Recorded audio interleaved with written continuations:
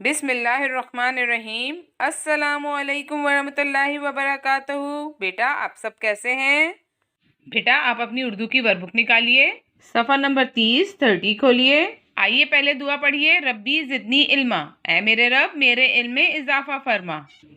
हिदायत है दायरा लगाएं, दायरा लगाएं। बेटा ये तस्वीर हैं और इन तस्वीर की शुरू की आवाज़ को आप पहचानेंगे और फिर हुरूफ पर यानी आधी अशकाल के हुरूफ पर दायरा लगाएंगे।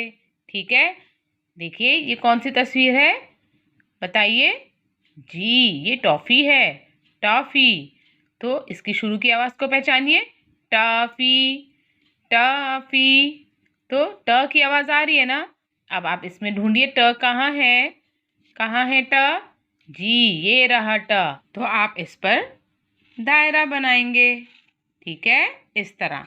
इसी तरह आप इन सारी तस्वीर की शुरू की आवाज़ को पहचाने और हुर्फ की आधी शक्ल पर दायरा लगाइए। ठीक है, इसी तरह इस सफ़े को मुकम्मल कीजिए। अपना ख्याल रखिए। अल्लाह हाफिज़।